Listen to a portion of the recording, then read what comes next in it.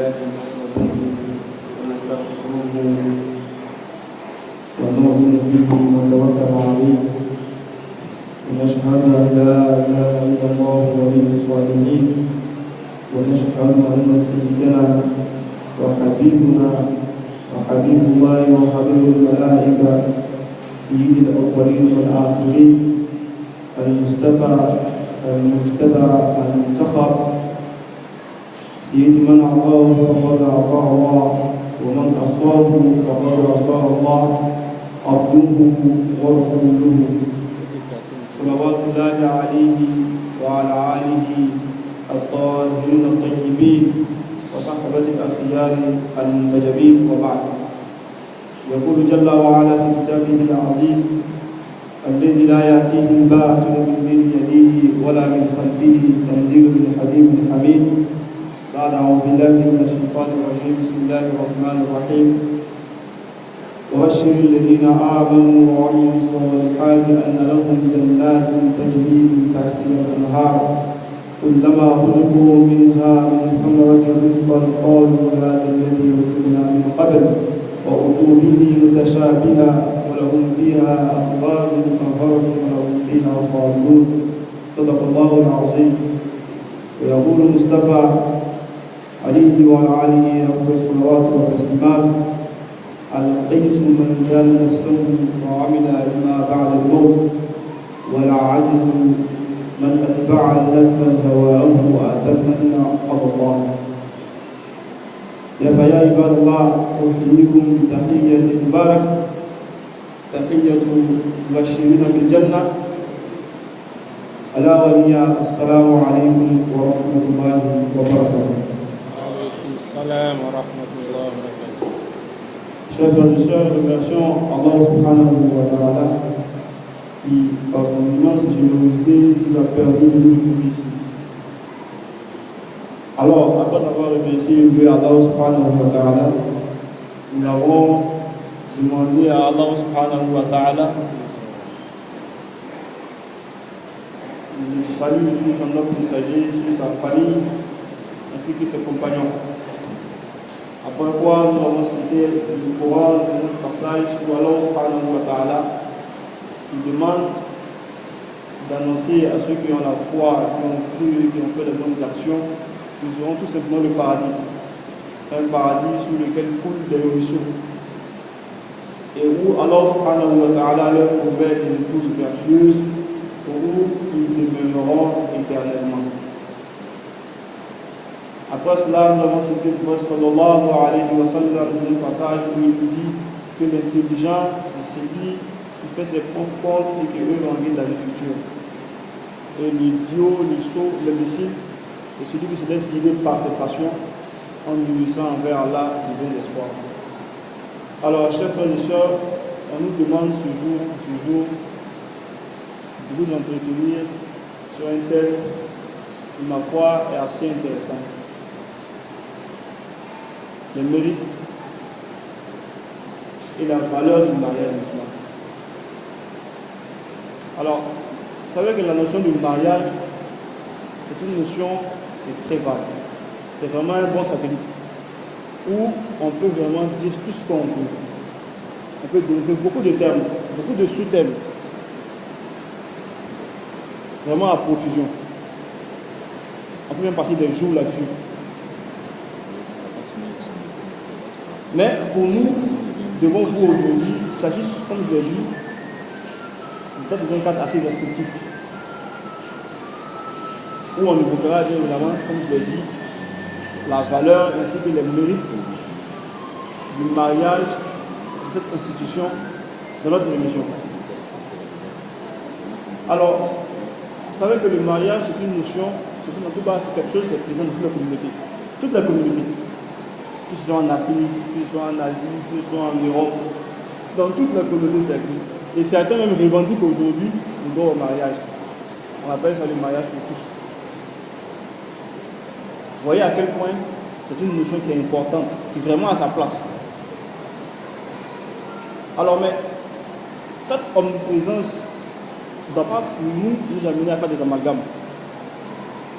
Parce qu'en tant que musulman, il faut bien savoir que cette notion pour nous, cette façon de comprendre, la façon de comprendre cette notion, pour nous, est tout à fait différente de ce qui peut se faire peut-être dans d'autres communautés, différente bien évidemment de notre communauté musulmane. Alors, ce que je veux dire,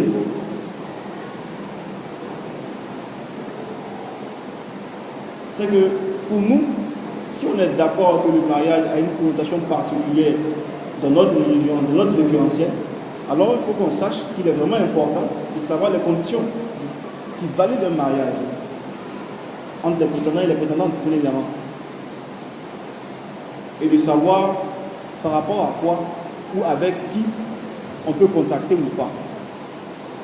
Alors par ailleurs, certains esprits vont dire que quand on parle de valeur et de mérite, c'est pareil. Permettez-moi, si je vous en prie, de vous dire que ce n'est pas pareil. C'est pas pareil.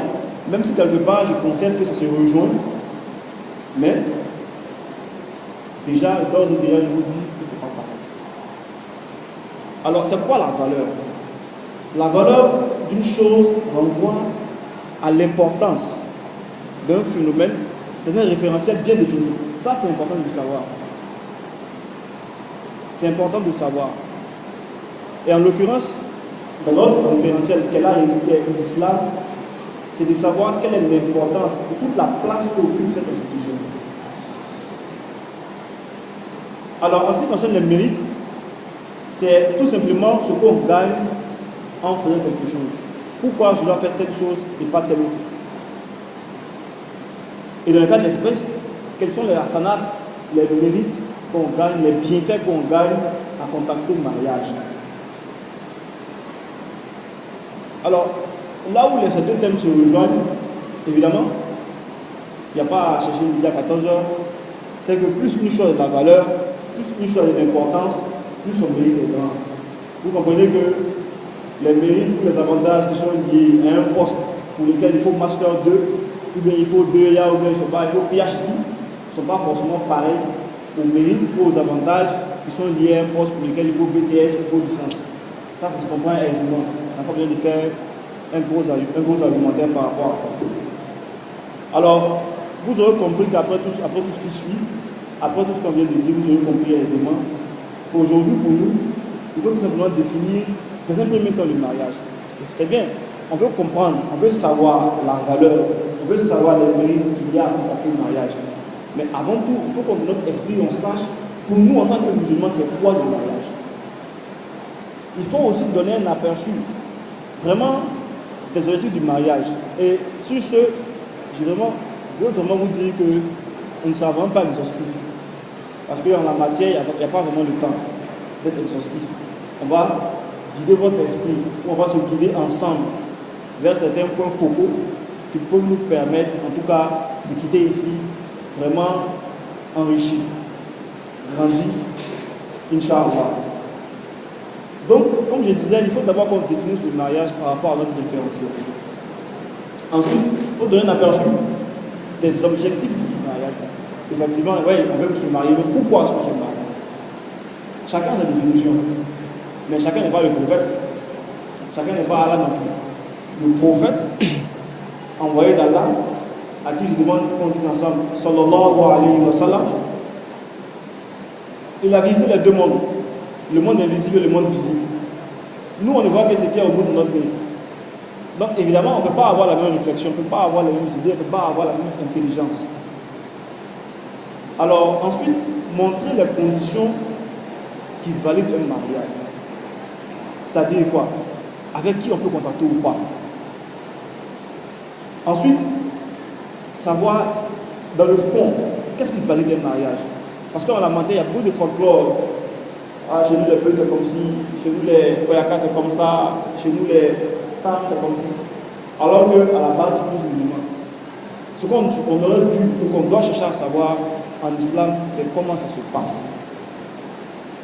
Ensuite, après cela, nous allons effectivement parler de la valeur, ou en tout cas de la place, de l'importance de cette institution au sein de notre communauté, au sein de notre religion. Ensuite, parler des mérites et tirer une conclusion qui nous permettra Inch'Allah, je l'espère, de faire un récapitulatif, en tout cas une synthèse et ouvrir une perspective, Inch'Allah, si c'est de bonnes choses à venir. Donc en la matière, je demande l'assistance de tout le monde à travers vos doigts. Ce n'est pas facile de parler devant une assemblée de croyants. Mais avec vos aides, avec votre aide, je veux dire, Inch'Allah, on va y arriver. Qu'Allah nous aide.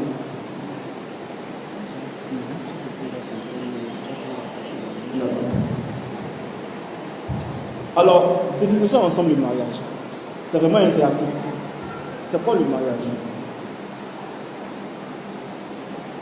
Les savants, les éminents savants qui sont tous dénoncés dans la religion, qui ont consacré du temps pour la religion, nous disent quoi? Que le mariage, c'est le consentement mutuel entre un homme et une femme qui doit être exprimé obligatoirement devant deux témoins. Au moins deux. Aussi simple que ça. Le mariage, c'est un consentement mutuel entre un homme et une femme qui doit être exprimé devant au minimum deux témoins. C'est aussi simple. Donc, comprenez qu'à travers cette petite définition, c'est un contrat qui est vraiment dans sa mise en œuvre très simple. C'est très simple sa mise en œuvre. Et cette simplicité-là est confirmée par certains hadiths. Cette simplicité est confirmée par certains hadiths. Notamment, un hadith célèbre que le prophète nous dit, le contrat de mariage le plus béni, ça tout le monde le connaît, le contrat de mariage le plus béni est celui dans lequel il y a moins de dépenses. Alors, malgré cette simplicité-là,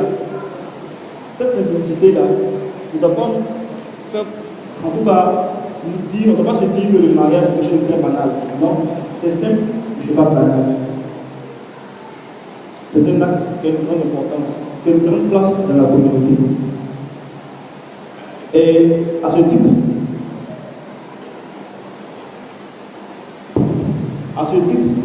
chers frères et sœurs, sachez que le mariage a rang d'adoration. Le mariage en islam est considéré comme une adoration. Et sachez par ailleurs que Allah subhanahu wa ta'ala, il y a placé en tout cas beaucoup d'avantages, beaucoup de bienfaits, beaucoup de mérites. Alors comme je le disais tantôt, c'est vrai, c'est une définition très simple. Mais en même temps, il faut comprendre que ce mariage ne peut être valable que s'il y a des réunions de certaines conditions. Obligatoirement. Alors, ce que je souhaiterais, c'est qu'à l'issue de cet exposé, c'est vraiment qu'on puisse bannir carrément de nos pratiques un certain folklore qui a tendance à alourdir ce que Allah et son messager ont dit simplement. Vraiment. Maintenant, ce que je vous demande, on a bien défini le mariage, oui. Mais c'est quoi? Quel est l'objectif qu'on recherche? Comme on dit, on se met en accord de nous. Et en la matière, sachez que Allah et son messager sont les plus éloquents. En la matière, on ne peut pas faire mieux qu'Allah et son prophète. Donc, les objectifs que nous vous donnerons aujourd'hui sont ceux qui ont été cités par Allah et son messager. Tout simplement.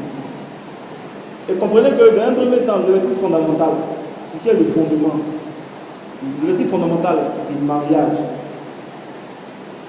l'objectif pour lequel, en tout cas fondamental pour lequel on contacte mariage, c'est de créer une atmosphère en tout cas agréable entre le marié et l'époux. Et à ce titre, chers frères et sœurs, Allah subhanahu wa ta'ala nous donne le Coran, un des signes est qu'il a créé pour vous des épouses de votre espèce, pour que vous vous reposiez auprès d'elles, et il y a établi entre vous l'amour et l'affection mutuelle. Il y a là des signes pour un peuple qui réfléchit. Ce verset-là, vous le trouverez dans Sourate 30, et c'est le verset 21. Et c'est donc, chers frères et sœurs, selon ce verset coranique, le musulman et la musulmane sont tous deux, l'un envers l'autre, une source de réconfort. Et